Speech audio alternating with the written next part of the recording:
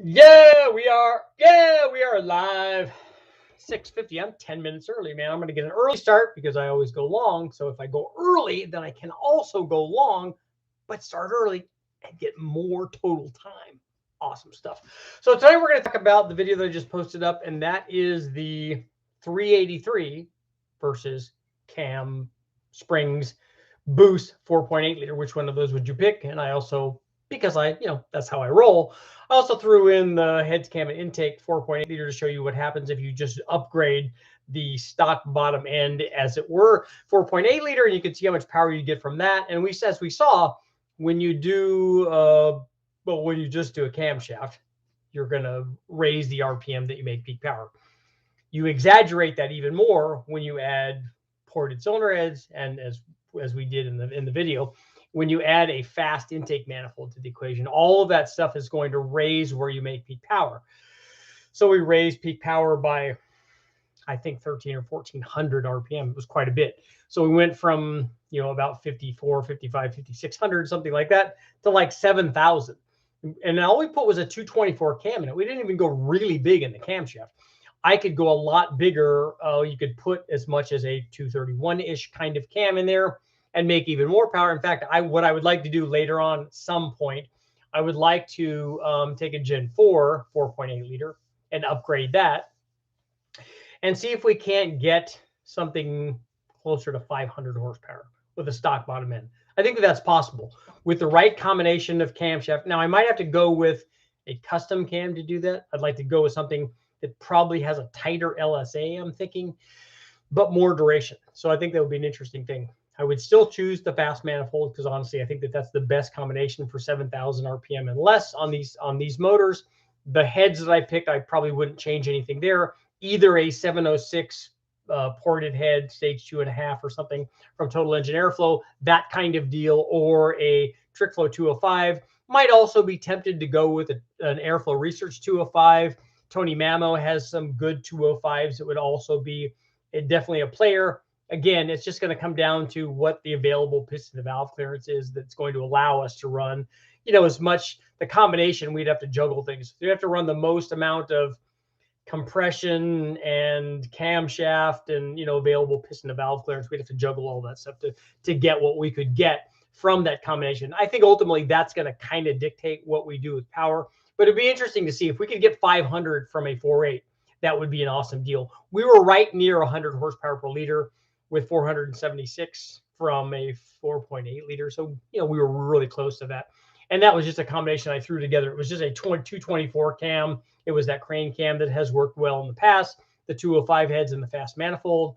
And again, there was no concerted effort. We just put the things together that we had. And I think that there's more power to be had there. But as we showed in the video, when you make that power, you don't really gain much down low. In fact, it's nice that we didn't lose a bunch down low in the RPM range that we tested it. It picked up a lot of power at the top. At 7,000, we went from 333 horsepower, which is what the stock 4.8 made, up to 475 or 476. So that's a big gain. It's not boost kind of gains, but it's a big gain. But then things did really well when we stepped up to, and this is very common for either the 4.8 or the 5.3 liter block, you step up to a 383. So you bore the block 3905, 3902, somewhere in there, depending on what piston you're going to use. And then you put a 4-inch stroker crank in. And that works really good. It makes a 383-inch motor. The bigger motor adds a lot of things. It adds displacement, it adds compression. And then when you combine that, as we did, with either a dish piston and a kind of smaller cam, or a flat top piston and a bigger cam, and good heads, most of the aftermarket heads, like the TrickFlow stuff that we use, or the Total Engine Airflow stuff, all of that stuff is, you're talking 300 plus, or 300 at least CFM heads. So you have cylinder heads that will support 600 horsepower. As luck would have it, luck or design, most of the 383s that I do are more like in the first one that I did, which was 548, 500, right in the 550 horsepower range. with mild cams and low compression, you know, you could be in the low 500s, 525 or something like that, but they're all going to be kind of right there. And then when we made a concerted effort, put more camshaft in it, more compression, you know, roller rockers, and we threw a lot of stuff at it, different weight oils and stuff, we could get the thing up to 600. And that's a good power output for a naturally aspirated 383. That's really kind of getting with the program, and it works very well. The thing is, when you compare that and the reason that I recommend guys doing that, because you have essentially more power everywhere. If you have a 4.8 and you're comparing a 4.8 to a 383, there's just no comparison. You have 90 additional cubic inches. You have a million more foot-pounds of torque. It's just better, and better not by a little bit, like better everywhere. So it's a good combination, especially if you're doing a naturally aspirated deal. And especially, and I pointed this out in the video, if you're already going to do, okay, I'm going to upgrade to forged pistons and forged rods, you're already there. Just include the crank. I mean, although not many guys do this, I don't think guys do a forged version of the factory stroke crank. I don't know why you would.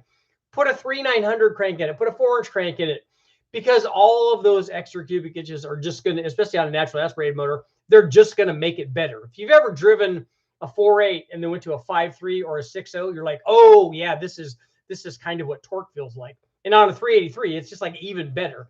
If you do a 408, it's even better. So if you could have a 6-liter and put a 4-inch stroke crank in it, and it's a 4030 bore, then it's even better still, because as you go up in the displacement, you're going to improve things. So on a naturally aspirated deal, it's really a good idea.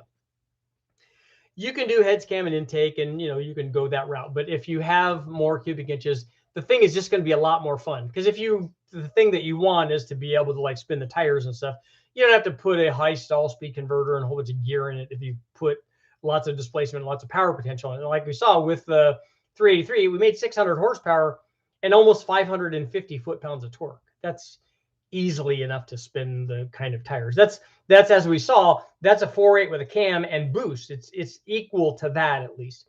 And then we saw that when I showed you what happens when we had a JFR cam in it. It was a fairly mild one. In my opinion, still bigger than you need for a 4.8, especially for a daily driver, especially for boost, because the milder the cam that you pick, the more responsive it's going to be and the better it's going to drive. And you can always make the power with boost. So on our little GT45 turbo from Max Speeding or from DNA or from CX Racing or whoever you get it from, that turbo works fairly well on a 4.8, works even better on a 5.3, and it's probably maybe getting to be a little too small on a 6.0. But it works well, and will support the power level that you need. And as we saw, especially if you have a good boost controller, it had all the boost even down at 3,000 or 3,100 RPM.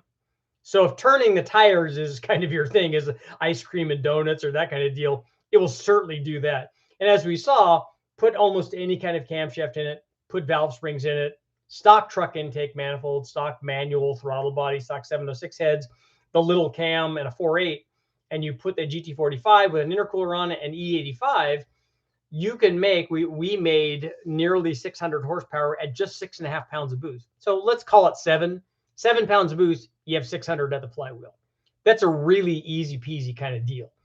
And we also made really big torque, which is the nice thing about the turbo deal, especially if you have a responsive turbo that's sized for what you're trying to do. No sense in putting a 1,000 or 1,500 or 2,000 horsepower turbo on a little 4.8 when all you're going to do is try to make 600 or 700 horsepower. Just put the turbo on that's going to do that, and that GT45 worked very well. And then we turned the boost up and up and up and up, and went up 2 pounds and up 2 pounds and up 2 pounds, and still we only ended up at less than 13 pounds. So not a lot by any stretch of the imagination.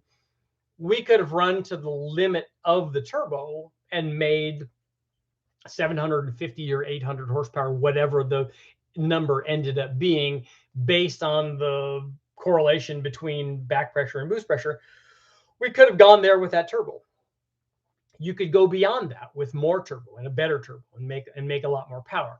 So the sky's the limit for that kind of thing. So in an actual comparison between boost and the stroker deal, if you're thinking of choosing between those two, I would recommend boost.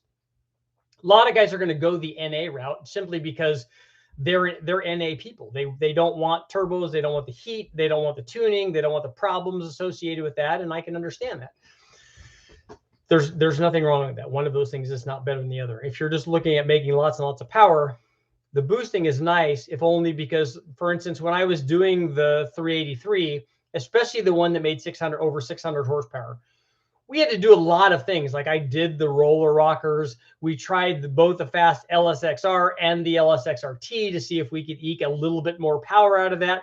We tried 1 3/4 and 1 7/8 headers. We tried putting I think a 520 weight oil in it instead of the 530 that we were doing, and they're both synthetic, so they were both good. You know, we tried running at different temperatures, and we never tried running it on E85, which might have helped given the flat top piston in the 383. The compression was fairly high. It might have benefited from that. We didn't do that. We tried 100 octane or a combination of 100 and 91. So we tried a lot of things to make it, you know, get to that number. And we were, you know, really working hard at that. We had that 600 horsepower version had a bigger camshaft and had more static compression. So there were, you know, there were things that we tried on that one that we didn't do on the 550 horsepower version. And it showed. We obviously made more power. But the thing is, once we got to that 600 number on the 383, what happens if you want 650? Well, you essentially have to change the whole configuration. Now, you might be able to get away with, I don't know that there's an intake manifold that would do that. Even if we went with a Super Victor or some sort of short runner manifold that might be a little better on the top with our 239, 248 kind of camshaft. That's enough camshaft. We had enough cylinder head flow. You might be able to get away with an intake manifold that's going to lose all the bottom end and then make a little bit more on the peak number at the top. But even that, we're already at the trade point. The nice thing about a turbo motor is that, hey, look, I'm making, you know, 600 horsepower. That's pretty easy. That was like 6 or 7 pounds of boost. That's nothing. It's nothing on an intercooled deal on E85 that you could run that essentially indefinitely. But I want more power. Okay, good. That's actually fairly easy.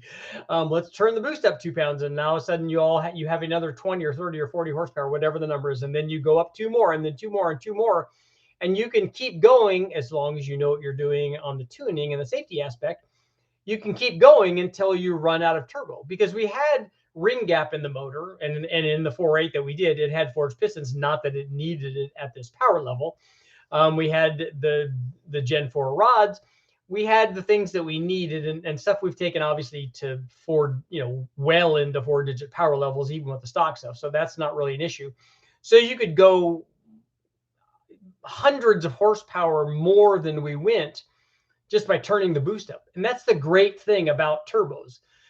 That's also the terrible thing about turbos, is because once you make your 600 horsepower, whatever, with your 383, the thing that you're going to do is tune it and then go drive it. And then that's what you have. With a turbo, you go drive it, and let's say you set it at 550 horsepower. That feels really good. But you know what? I'm used to the 550 horsepower now. It'll be really good. Like 600 would be really nice. And then you put 600, like you're like, oh yeah, that's what I've been missing. That's really what it is it's 600. And then 2 weeks go by and you're like, you know, the 550 was okay, and the 600 now just doesn't really seem like that much. You know, it'd be really good. I think 650 is really the number. Not 600, I thought was kind of the number. It's not really, you know, just kind of kidding myself. 650 is kind of the number. And then you go up to 650, and pretty soon 650 becomes 7, and then 750, and then 800, and then, you know, then you're going to all of the turbo, and then you're like, okay, really 25 pounds is kind of the number. And that's what happens with turbos. Is it's so easy to get more power with more boost that you can just boost yourself right out of a good motor and end up hurting it because, oh yeah, my fuel pump was not nearly big enough. It was big enough for 10 pounds. It's not nearly big enough for 20 pounds or 25 pounds. You know, the same thing with my injectors or my tune or my driving ability or any of the other things that can go along with that. So again, very cool that you can turn the boost up. It's a terrible idea to give car guys the ability that want more power to very easily make more power. And that's always the double-edged sword of the boost thing. That's not really with the NA thing. But again, the NA stuff, I can understand guys wanting that and running that, and it works very well. And you have to be even more conscientious about the tune and the octane and all that stuff with boosted applications. Even with low boost applications, 6 or 7 pounds, which I ran a lot in my Mustang back in the day, and it works very well. But there's so much power available, especially when you're already starting out with an LS is a good motor. It has lots of cylinder head, even a stock truck motor, even a 4.8 has a good intake, has good cylinder heads. You put a decent camshaft in, all of a sudden it's making pretty good power. And then at some fairly reasonable boost levels, you can make some really serious power, and then subsequently get yourself in trouble. So we'll take some questions now. And I think that if you guys haven't taken a look, make sure you take a look at the video. It's pretty obvious, and I'm sure that, and I'm honest, I'm curious that I didn't see that. I'm a little surprised that I didn't see, hey, look, you need to run the 383 now with boost, which we did. I did on the 550 horsepower version. And not surprisingly, when we put a turbo on it that's capable of 800 horsepower, it made 800 horsepower.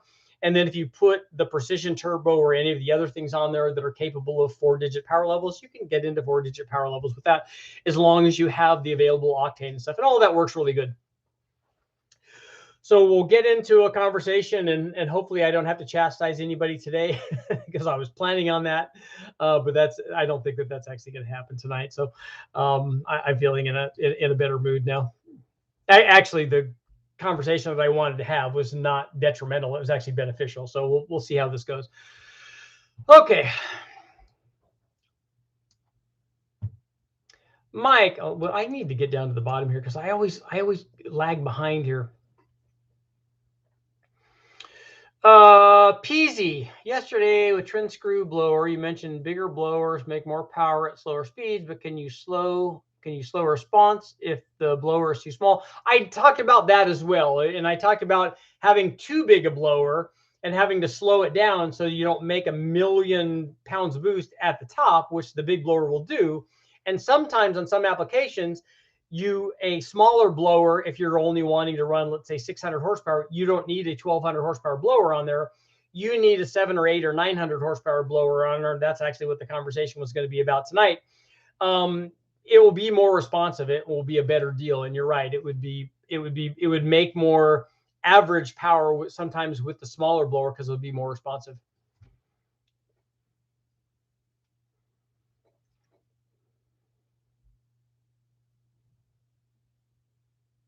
DFA Beagle, I was just thinking about my old age, my first real interest in turbos with the 3.8 liters in the G body, hurting a lot of feelings. Buddy Ingersoll did some amazing stuff with I think Buddy Ingersoll did he do it with the Buick motor? Hit the like button.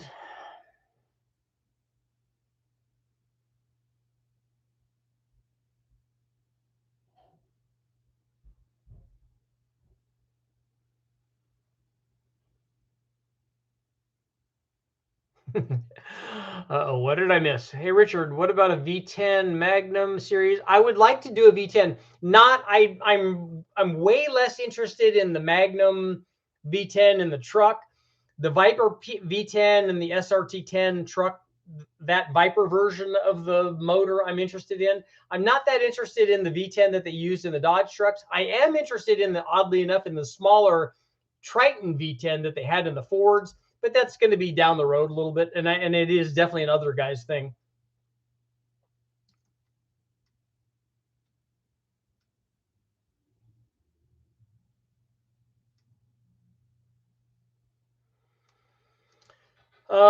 Timothy Thomas, you're putting a V10. Okay, well, let's see. No, Jonathan, have you seen any 383 L83s done? I don't know why you couldn't do that. I don't know about the bore size on those. I don't know how far you can go out on the bore size on the 383.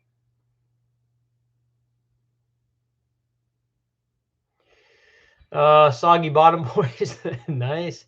Do you have any experience with Energy Manufacturing's LS heads, specifically the 8-degree heads? I don't. I've never even heard of them. Gunther, good afternoon, Richard. I think you convinced me to do a Pro Charger on my C5Z LS6. I was going to do a 383 shooting for 600 horsepower, but I think a stock LS6 with low boost seems more effective. It will work very well. I mean,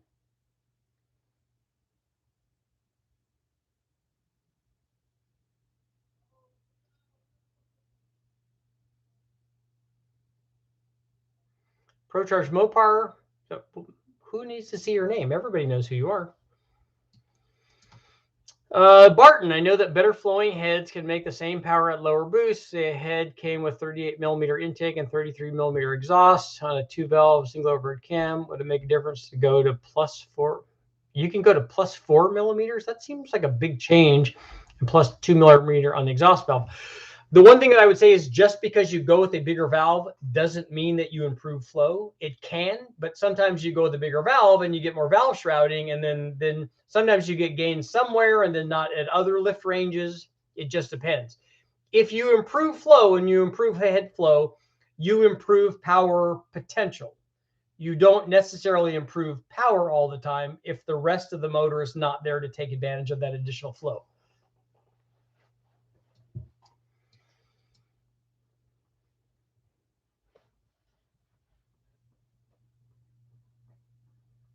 Howdy. You got to say hi, right?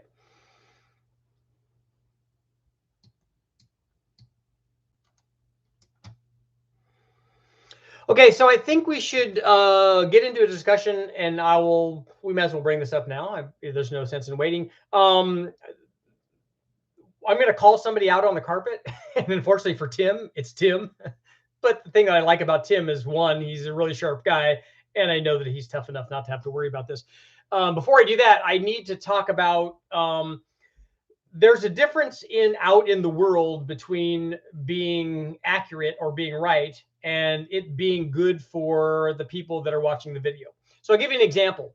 I've run, because everybody does this, and I'm no exception. So I'll give you an example. If somebody asks the question, okay, how much will factory E7 TE heads support? 5-liter forward heads. We know that they flow around 160 CFM. So I've run them many times on a lot of different combinations.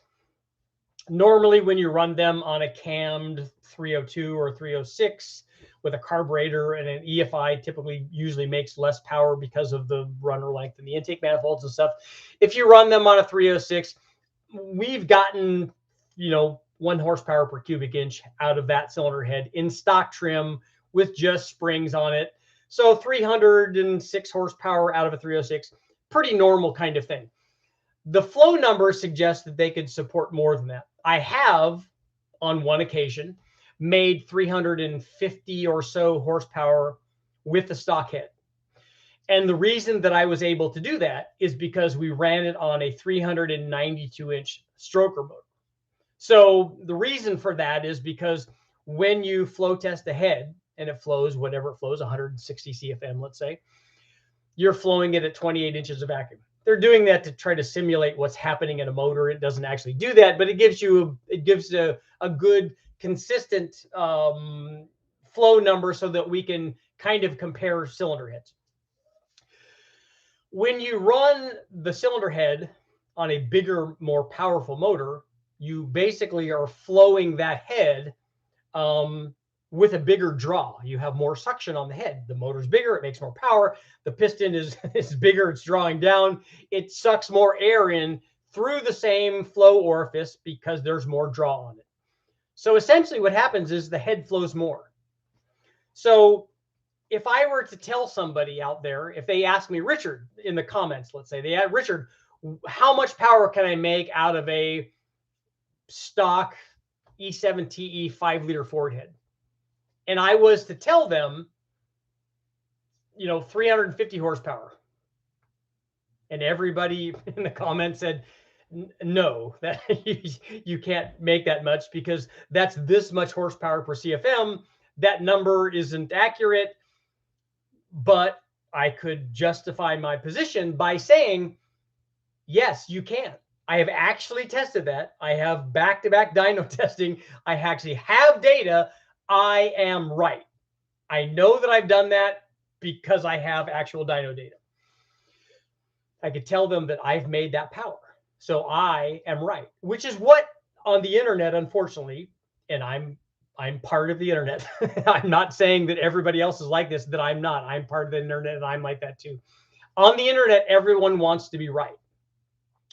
And unfortunately, for a lot of people, the more we know, the more experience we have, the more testing that we've done, the more we understand the subject matter that we're talking about, the more right we want to be, the more we expect to be right. Because more often than not, when you're making a statement, if you're smart enough, you don't make a statement that's incorrect anyway. You don't make an opinionated statement. That's why I love dyno testing so much, because I don't have to tell you my opinion about what happens when I tested this head versus this head. I can just give you the data. I don't have to tell you that, oh, yes, I like Brodix heads and they make more power because my buddy used to jump Coke cans with his small block Chevy and he had Brodix heads on it. Therefore, Brodix heads must be better. I don't have to tell you that, because that's first of all, that's not data. That's just an opinion. But I don't have to tell you that. That's why I like dyno testing so much. Unfortunately, in the internet world, we get a lot of other stuff. And there are instances when we can both be right and not give good information. And this cylinder head example is a perfect example. So if somebody were to say, hey, Richard, how much power can I make from these 306 heads, these 302 heads, factor 5 liter E7T heads, how much power can I make? And I was to tell them, you can make 350 horsepower. That is accurate. I know, because I've done that. But the question now is that beneficial to the people that would be asking questions that watch this video? Not just on the live feed. The live feed people are pretty sharp people, but all of the rest of the people that watch this after the live feed is over. So is it accurate and beneficial for me to give out that information, even though we know it's possible? Is that realistic? Can guys make 350 horsepower with a stock E7T head? Is that the norm? Is that what happens for 99% of the people? I can do it because I know how to do it. There are other people out there that know how to do it. Do most of the people know how to do it? No, they don't. They don't understand why that instance made that kind of power. And so if I were to tell them, yeah, you should be able to make 350 horsepower, I'm going to get a lot of people that are going to try to make 350 horsepower out of their 5-liter Ford with a stock head. And that's a fool's errand. They shouldn't be doing that. More importantly than that, they're not in the wrong because I gave them the information. More importantly than that, I should have known, being a sharp guy and having tested all my life, nearly all my life, that I shouldn't be telling them that. Even though I was right and I have made that power, I shouldn't be telling them that, because that's not good information for people. So this came up 2 other times. One, with a turbo discussion that I had with somebody today, and also yesterday. There was somebody that asked about a 2.3 liter blower.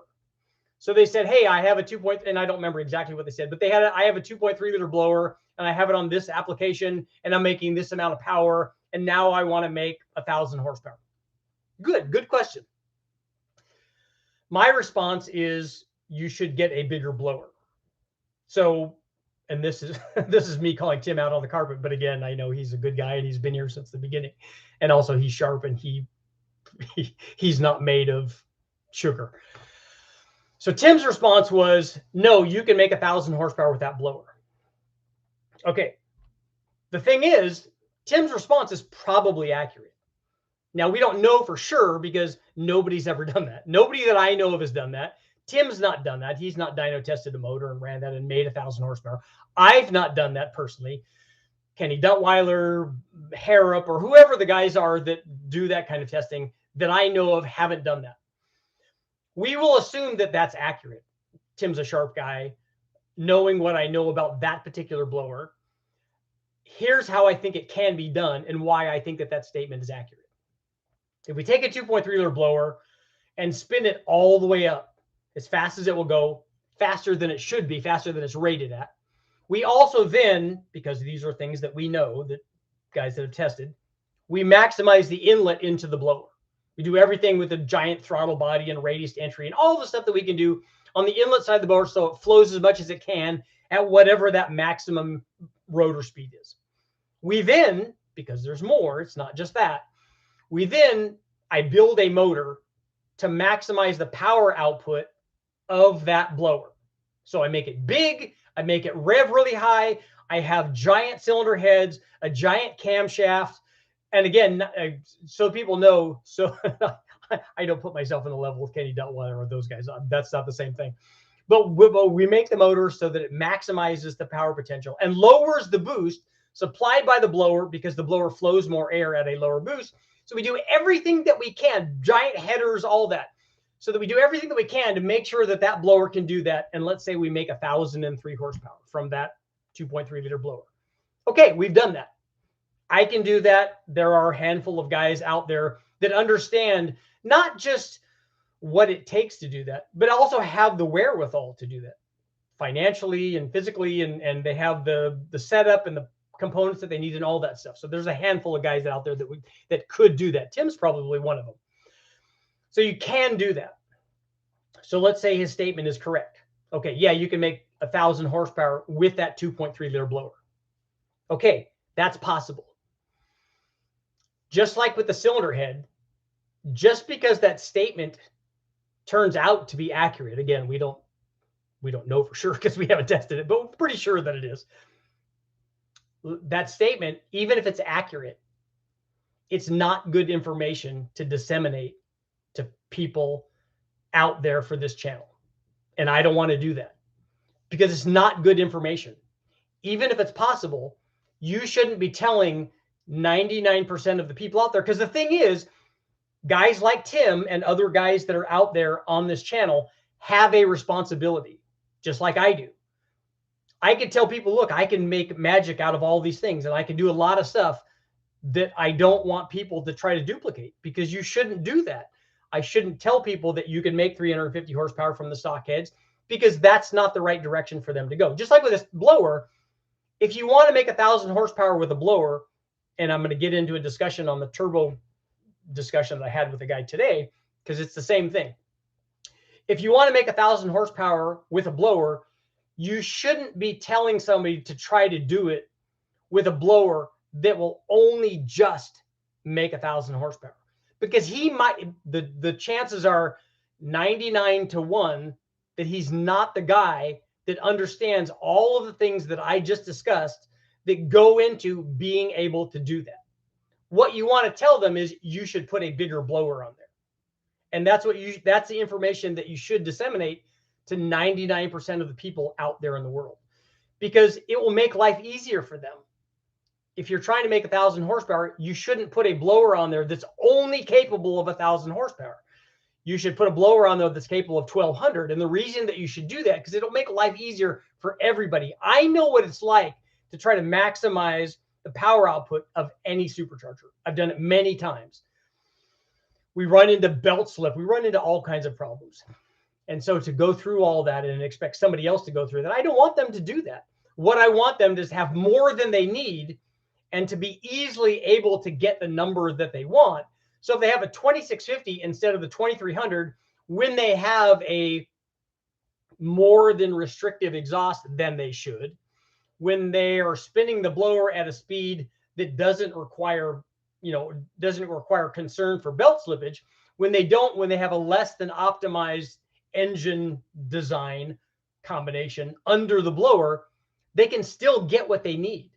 And that's the information that we should be providing to people, and that's what we should be recommending. Because the problem is, when it comes from a smart guy like Tim or other guys or even me, yes, even me, when we say you can do this, lots of people take that as gospel, and they think that they should be doing that, and they can't, because they don't have the other things that are necessary to make that work, and we shouldn't be telling them that. And the same thing happened today. I was talking to a guy about a turbo, and he said, hey, look, I'm so mad at this manufacturer of the turbo. They said this turbo will support 800 horsepower, and my combination won't make 800 horsepower. Okay, well, what's your combination? And then he told me, and I realized, look, your combination's not going to make 800 horsepower because of this and this and this and this. There was like about 7 things wrong with his combination. The turbo that he was talking about would support that power level on a couple of different combinations, but not his. He had a restrictive exhaust. He had a bad inlet system. He had the wrong, everything about his displacement was wrong. The camshaft was wrong. All of this stuff was wrong. So he wasn't going to get there. But, and this is what I was talking about with the blower and with the cylinder heads, is when somebody that knows more than them tell them that you can do this, that's gospel then. That's gospel to them. And we can't we can't tell them that information when they won't be able to do that. We need to tell them the right information. It doesn't matter that it's accurate. It doesn't matter that I actually made 350 horsepower from that cylinder head. That's not good information to give out because they won't be able to do that. And so that's was really my discussion for tonight, is that we need to have some personal responsibility, and it needs to be more important than we are right. I can say lots of things, like I said, with the cylinder head thing. I'm right. I've made 350 horsepower, but that doesn't make it okay. That's not good information. It doesn't benefit the vast majority of people that watch this video. It's not going to. And that's what I should be more concerned with than me being right about the thing that I said. I don't need feedback. I don't need reaffirmation that I said the right thing. If you want to help people, if that's actually your goal, and that's actually my goal for this channel, it's not about me making $1 million. It's not about me being a public figure. It has nothing to do with that. I'm sitting here by myself in front of a green screen talking to people. My goal for this is to help people. And if I can give them valuable information, that valuable information is way more important than me like having them think that I'm right about some sort of statement that I made. So you guys that are here, and you guys are all good guys. Most of you guys have been here since the very beginning, all the 2 Live crew. When you're giving people information, it's important. You guys need to think about that stuff. Think about the information that you're giving, and don't try to be these extravagant things. A 2.3 liter blower is not a 1,000 horsepower blower. It doesn't matter that it can make that. An E7 TE head is not a 350 horsepower cylinder head. This guy's turbo actually was an 800 horsepower turbo, just not on his combination. So I just want you guys to think about that. You guys are all really sharp guys. So make sure when you're giving the information, you're not just giving the information to one guy, you're also giving the information. There's thousands of other people that watch these videos and they don't know as much as you know. So make sure that when you're giving out the information, that you're giving out in a way that's going to help the vast majority of people.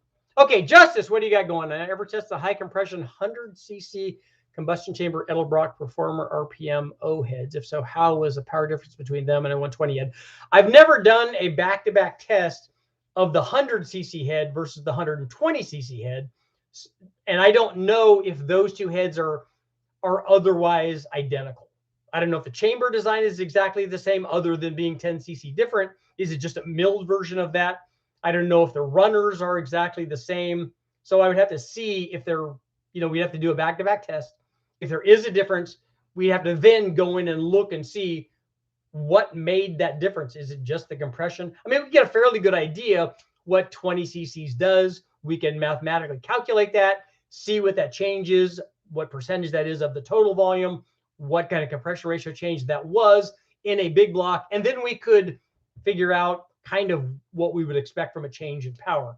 The interesting thing, you bring that up, one of the tests I want to do, and I tried to do before, is I want to do a Gen 6 head upgrade, which has a 102cc chamber. I want to do that on a Gen 5, which has like 119 or 20 or 21cc chamber. So it should be a good, compression change, and it should equate to a good power change, because the oval port heads in the Gen 6 also flow more, although not a lot and not in the lift range of a stock cam. They do flow more than the peanut port heads. Let's see. Randall hated I would get guys in the shop wanting things done with way optimistic expectations because his buddy had this and that. I don't know whoever just donated. Thank you very much. I didn't see your name there. Let's see. Will you do a low boost versus high RPM engine test? It'd be a good way to view different ways to make the same power. I don't know. What are you wanting to compare that against? I did the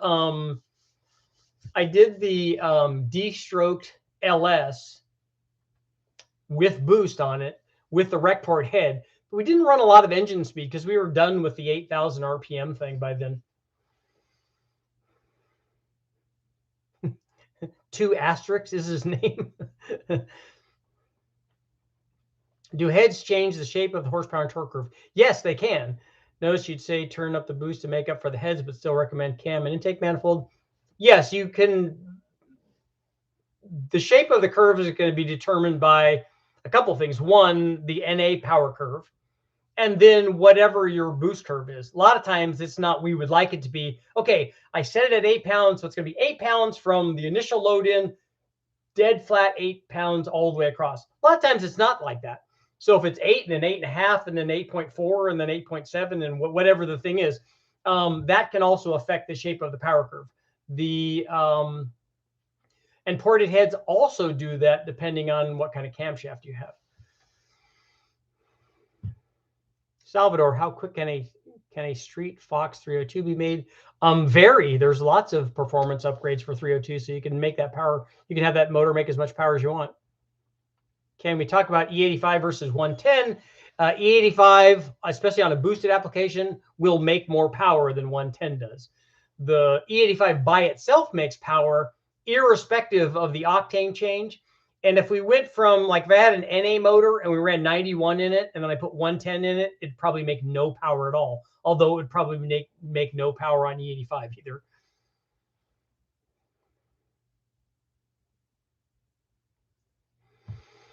James, funny thing is people have an outrageous horsepower goal. Yeah, the number thing kind of drives me nuts, especially for guys that haven't been in a car that makes 500 at the tire or utilized it. But most don't realize a 5.3 with a decent sized turbo, 78, 75, yeah, will make more power than they can handle. Yeah, it's a lot of power because it's also a lot of torque. And having that and accelerate the car, especially like on a Fox or something, it's insane. Greg, 302 or 351 with GT40 heads for a daily driver. Myself, I'd like the 351 because you'd be able to take advantage of the extra torque offered by the 351. Like, it would feel better at even at part throttle and stuff. It would just be much better. Eric's in the house. Let's see. Unless you have some kind of issue with rules, I don't get making an engine smaller, especially for the street car, which is a lot. Yeah, I'm not. I mean, I want to build, like, I love the DZ302. I want to build the Gen 2 version of the DZ302 with the L99 and the LT1 block and rotating assembly combination. And I think that will be awesome. It's just going to make less power than the 5.7 does. That's the problem. But it will be cool just as a cool kind of thing.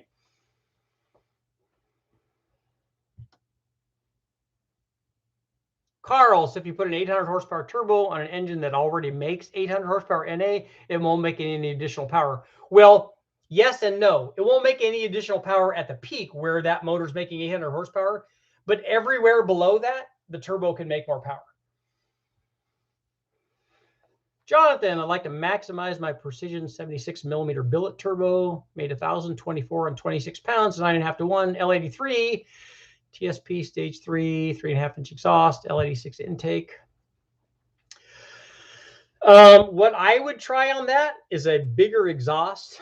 It's something you could try on a chassis dyno. Just run a 5-inch exhaust, just out the top of it. Just open the hood and run it out the exhaust. You can make it really quick, and you can hook up your O2 or whatever you need to do, and find out. But before I did that, I would also measure the exhaust back pressure and see where you are, and also measure while you're there if you can do data logging, because this is how you'll find stuff. Measure the temperature drop across your intercooler core and find out all of that stuff. Go for broke, been using 52% mix 93 E85. Yeah, everything that you add to 93, if you add E85 to it, you'll get power from the percentage of E85, and then you also get additional octane.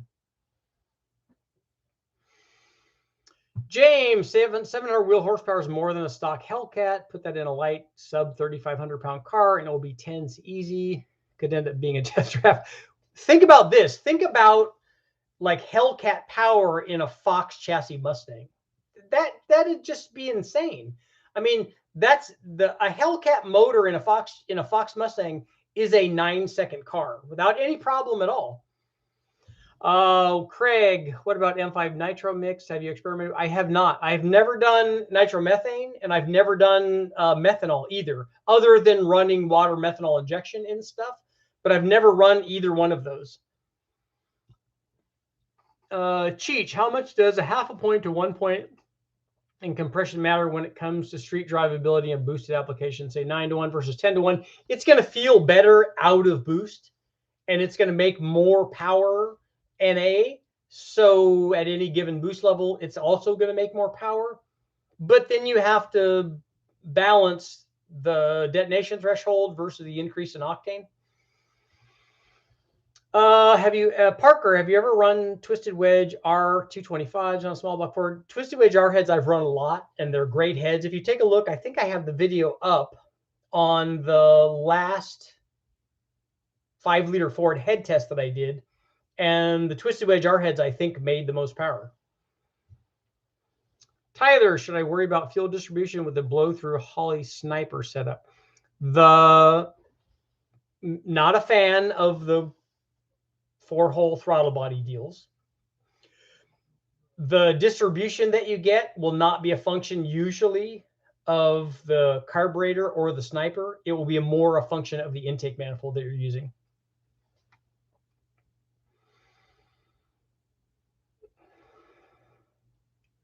Jonathan, how close to the 1,300 horsepower rating can I get? You should be able to, if it makes 1,300 horsepower, you should be able to make 1,300 horsepower. The things that stop you from making the power rating is if you have too much exhaust back pressure, if you don't have enough and exhaust going out of the turbo. And also, I don't know where you are because you were giving me a wheel rating. So the wheel rating versus the flywheel rating, which they're giving you, they're not telling you it makes 1,300 horsepower at the tires, I don't think. If they're giving you a power rating, it's probably a flywheel power rating.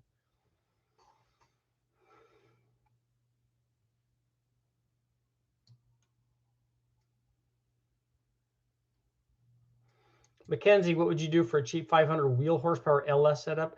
That would be boost. It's hard to get 500 wheel horsepower from an NA motor unless you did a stroker.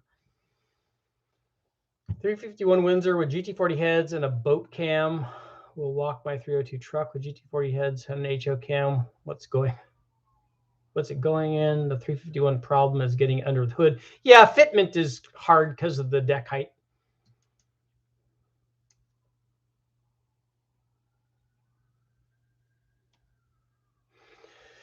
Richard Ninja Warrior, yes, I did do that. I wish I was still in that kind of shape.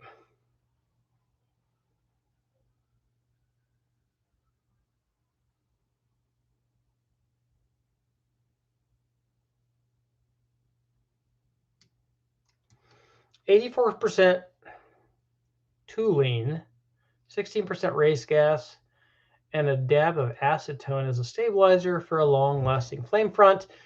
So how much does toluene cost?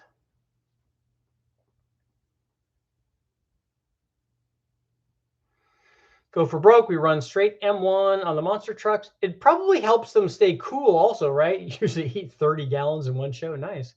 I do like monster trucks. I love that they've like upped their game dramatically doing front flips and stuff. That's really like the driving ability of those guys is really impressive.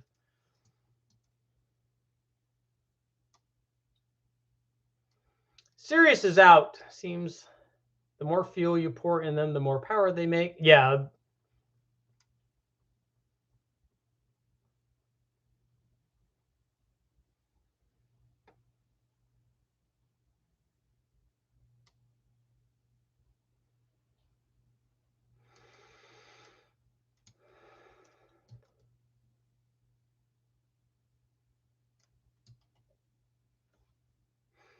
Clay, have not been an LS guy until you showed me the video with the SC on the CAN 4.8.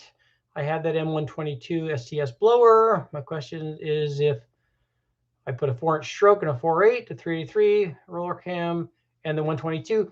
I think the 122 is going to support a certain amount of power. It's not going to make any difference what you do to the motor. The blower is still probably a 600 or 700 horsepower blower, I'm thinking.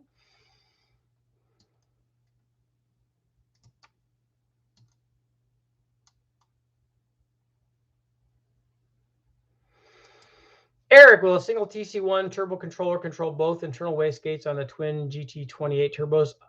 We run that TC1 controller and control 2 external wastegates, so I don't see why that wouldn't be a problem. I don't know how much adjustability you have on the internal wastegates, and usually it's better that it's twins because you don't have a lot of flow rate a lot of times with internal wastegates. The flow orifice on the internal wastegate is really small usually compared to an external gate.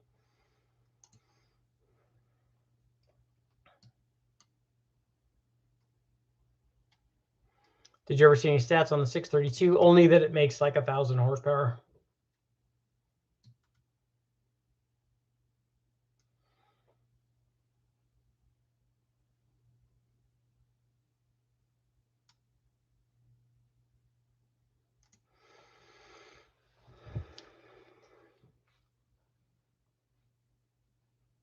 Boosted 54. I don't have E85 in my area. Do octane boosters actually effectively increase octane enough to be able to increase boost?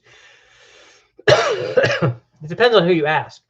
The people that I talked to, the chemists from Union 76 that actually did the testing, said that the most of the off-the-shelf octane boosters increase the octane by a percentage point after the decimal. So they're not increasing it by 1 or 2 or 5 or 10 octane points. They're increasing it from 91 to 91.5 or 91.8. That's what I was told. I don't have the data and I don't know how true that is. And I haven't tested any of the other stuff. It seems like when I put octane booster in 91, when we did the test with Kenny Bell, that we did change the detonation threshold when we ran it in a car.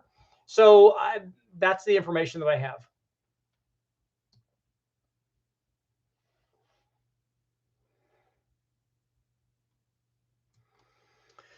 Adal, thank you for sharing. I have a 355 small block with 9.7 to 1 compression that was recommended to use 92 octane. Bore is a 4040, 3.4 stroke, hydraulic roller cam. What are the heads that you have on there? And yeah, you can run 87 on there, but you're gonna have to lower the timing with 87.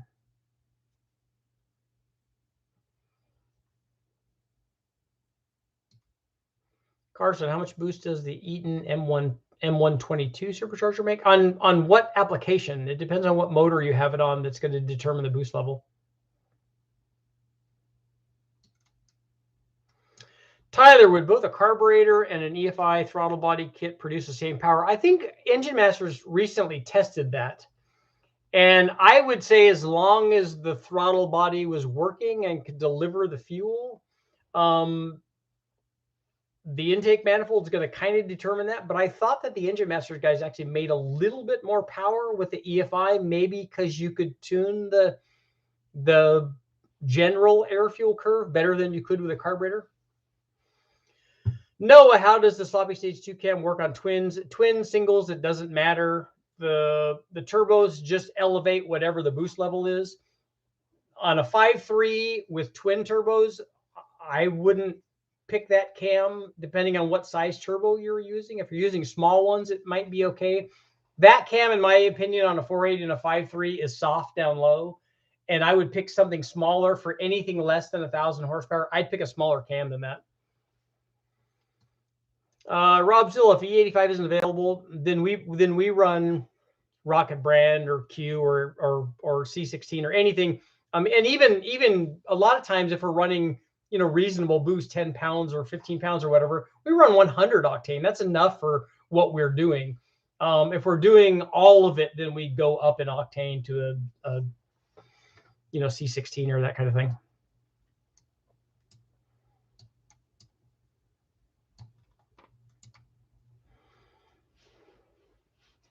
Casey, that octane booster only works with a piston flip. That might be true, right?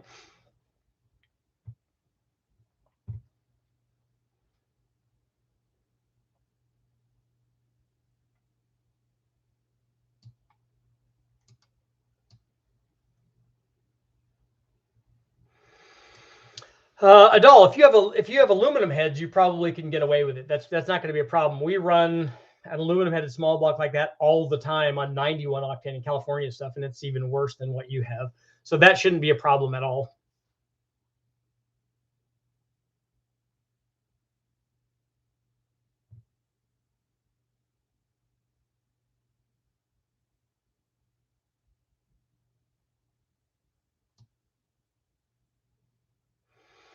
Brother Logic for a 383 stroker. How do you? I'm sure that's supposed to be tap into the motor's full potential or power. The power output of the motor is going to be a function of the displacement is going to be the big thing, and then things like cylinder head flow, camshaft, intake manifold, compression, exhaust, oiling system. All of those things then come into play. But do the displacement, then the big three, heads, cam, and intake, and then compression. If you do all that stuff and then put headers on it, you're going to be 90 to 95% of the way there.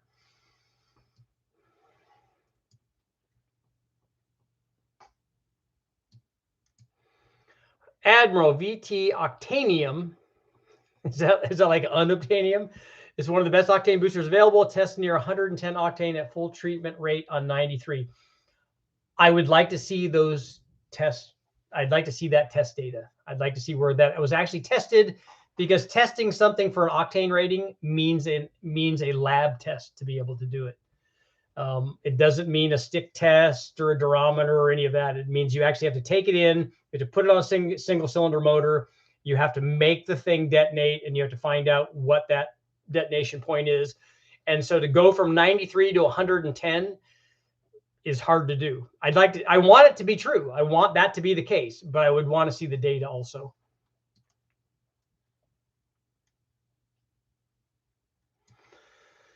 Tom, who would know about the 122 blower, GT500 blower will make 10 pounds on a 5.3. We've made a lot of boost on that 122 blower. Actually, we did it on I think, what is the 03 Cobra motor blower? Is that a 112? We can make a lot of boost even on that, on a canned 4.6, which made as much as as much as a cammed 5.3.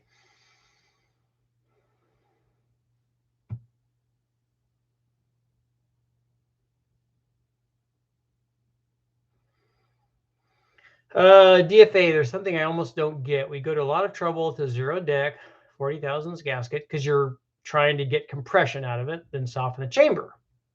You're softening the chamber not because you're trying to get power out of it, or even because you're trying to change the compression. You're trying to change the detonation sensitivity of it, and that's something different.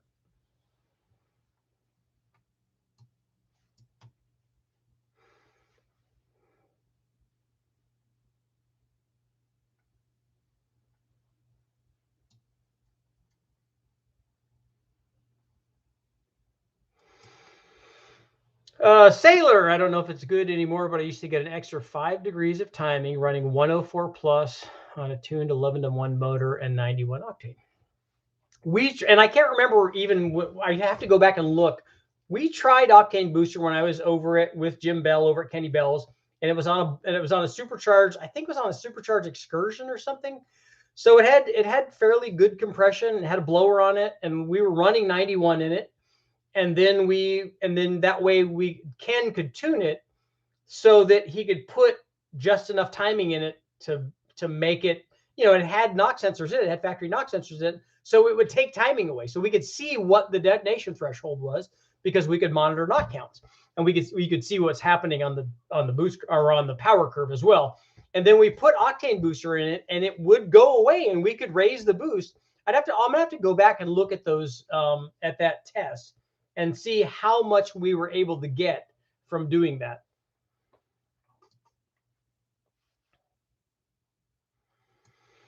When is a cam too big? Usually, for most people, too big of a cam means that it doesn't drive well. There is a time, and I showed this. If you look at the 175 horsepower cam test that I did, we put a variety of different cams in a 408-inch stroker LS, and we went from a 240, 248-ish cam, if I remember right, and then went to a 248, 250-ish cam. And when we did that, we didn't pick up any more peak power. We just lost power down low. That would be a really good example of too big a cam. For a lot of people, the decision for it being too big of a cam would have come a lot earlier because it lost so much power down low, which the bigger cams do. That's unacceptable to a lot of people. The drivability goes away, the low speed power goes away. They just don't want that. And so that would be a good example.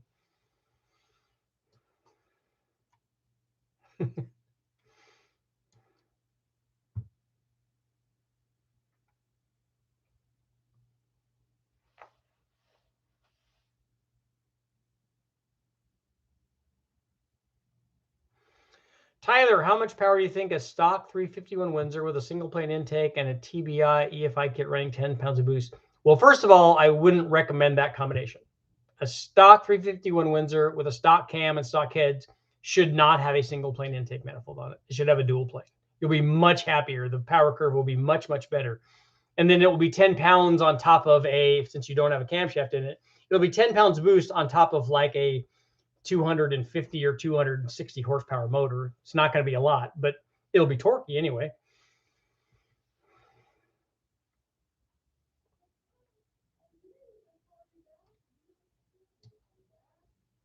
Oh, Tom, it did have a 112. We put a 3.2 pulley, I think, and then a big crank pulley on the 03 Cobra motor, and we were up fairly high in boost. We were up high enough to where we were starting to get belt slip on it.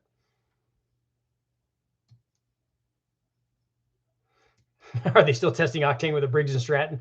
It is a single cylinder, but it's not even, I don't even think it's actually a running motor. I think it's maybe just a lever that they compress it with or something. I don't know.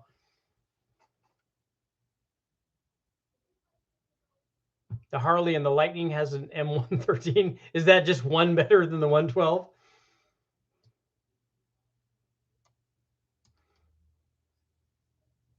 I was hoping it was a 113. I wanted it to be better than the 112.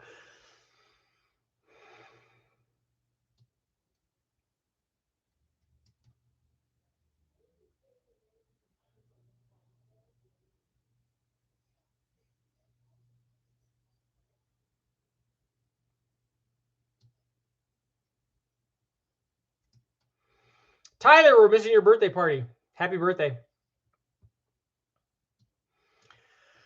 I know headers help with scavenging in a naturally aspirated engine. Would you get similar results with a supercharger, or does the pressurized air forcing the gas out limit header effectiveness?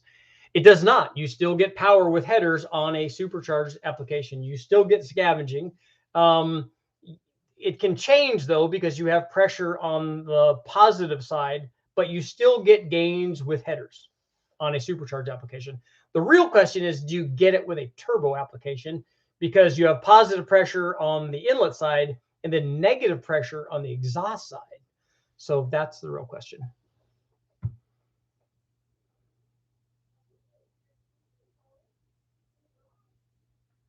Fascists, it is a running engine. It is a running single cylinder engine. Okay. 40 more people. Whoever the double asterisk is, he's telling everybody that you need to have 40 more people hit the like button. So you should listen to him because he's pretty serious. If he just had one asterisk, I wouldn't even really listen to him. But two, you know the guy's, he's the real deal.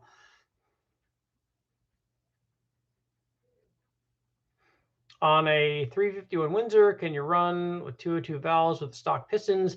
It would depend on the camshaft.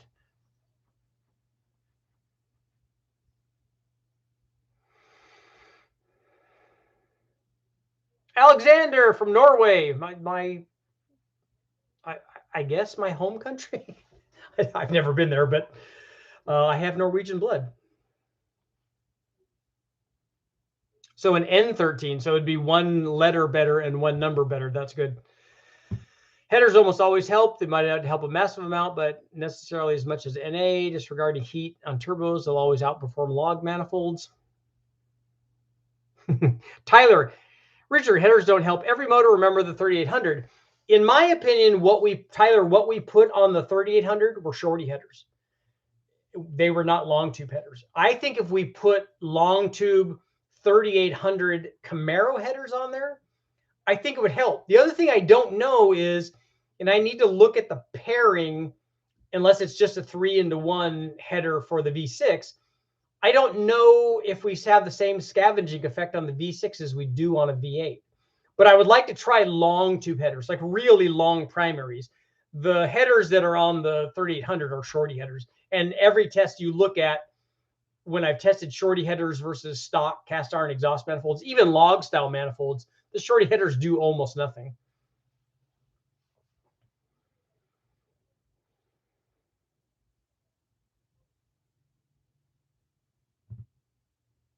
Gap Nation Garage, nice.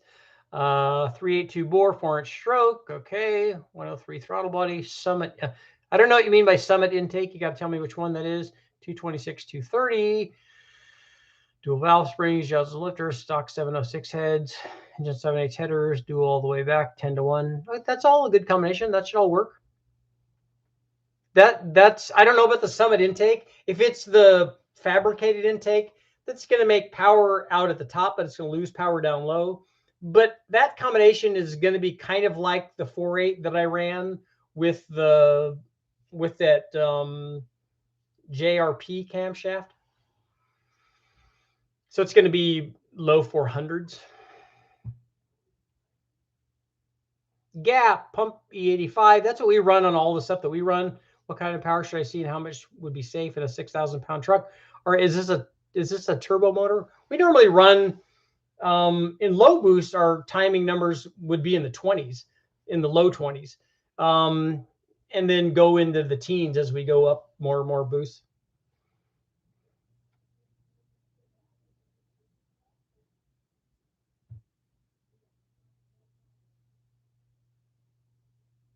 Tyler, Pacesetter makes some long, nice tubes for the F-body. Okay, Summer Jigs, I'll have to check it out. Can you adjust compression on the fly? There, I think Saab or somebody did that. They made something to lift the head or something. I think that they were trying to do that. Randall, I've come to the conclusion that 1,000 horsepower LS is too little and too much at the same time. Trying to match a turbo for power and spool time is getting kind of tough. 800 horsepower is easier, as is 1,200. I agree. I think, but a 1,000 horsepower 6-liter is actually really easy. It's harder with a 4.8 and a 5.3, but on a 6-liter, 1,000 horsepower 6-liter with like an S480 or a T6 S475, that's really kind of get with the program.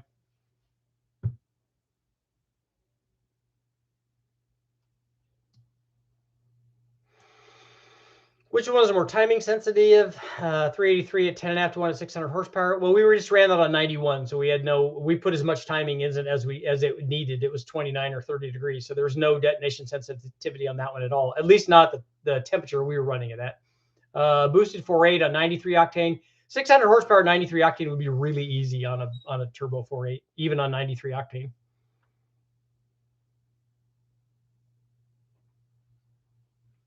Admiral, still pushing that 6.2 single overhead cam, right? Okay, last question. Wrestler, you get the last question of the night. How does back pressure affect supercharged applications versus turbo applications? I would like to see boost on a 454 with full exhaust, including mufflers, to no more than a couple PSI. So if you have a good exhaust, a full exhaust, and I'm assuming on a big block it's going to be a 3-inch exhaust. If you have a good exhaust like that, you have headers, and you have a supercharger on it, whether it's a Roots or twin screw or centrifugal or whatever it is, that exhaust will work. And I don't know what the back pressure will be in the exhaust, because you'd have to test that, and you'd have to find out, and I'd have to know what power level it is. So I'd have to know the NA power output of the 454, and then what the boosted power output of, and then we'd still have to measure whatever the back pressure is. you shouldn't worry about back pressure in that application because you have to run that exhaust if you have to run that exhaust. On a turbo application, it's going to be more sensitive to back pressure. You want a big open exhaust if you can. So run a big 4-inch and then split it into 2 3-inches is what I would do with the turbo deal.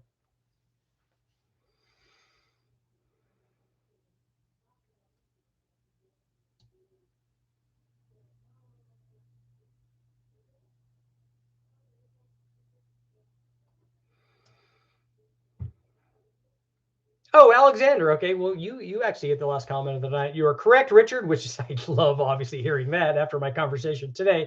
Saab made an engine that lowered the cylinder head. That's what I was thinking. I thought it was Saab, and I thought I remember reading an engineering deal about it, maybe in Road and Track or one of those magazines. They made an engine that lowered the cylinder head closer to the piston. It was never released in production because, as you might imagine, they had trouble with it. It was not too reliable because raising and lowering the cylinder head to raise the compression would be problematic in an actual running motor.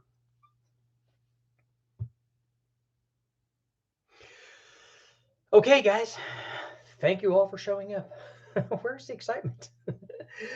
Hopefully you've all watched the video that I put up on the 4.8. That's cool stuff. It shows that the thing that I thought was interesting and the reason that I did the video is when I compared the 383 versus the low boost 4.8 deal, the curves were eerily similar. So I'm like, oh, I definitely have to do a video on that because those are the same. So I have to work a whole video around being able to show those two things.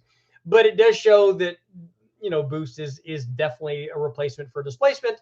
But it's not the end all because it's not for everybody. That's the great thing about us is that, or about the automotive industry and about the performance world, is that we can all choose different things.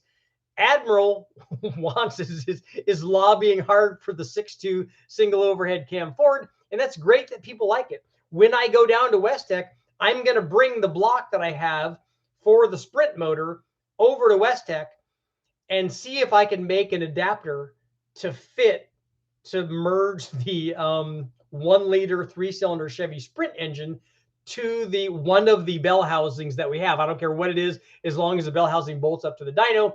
Could be a small block Chevy, Ford, could be the V6, whatever it is, whatever is easy to adapt it to. I'm going to try to figure out a way. I would love to run that Sprint motor. It's been sitting for a long time. Also, good news on the 2.2 liter Dodge and 2.5 liter Dodge Turbo. I got a call from Mahovitz yesterday, I think, and he said, hey, your adapter plate for the Dodge motor is done. So that's going to happen pretty soon. I'm very excited about it. Thank you guys all for watching. I will see you all tomorrow.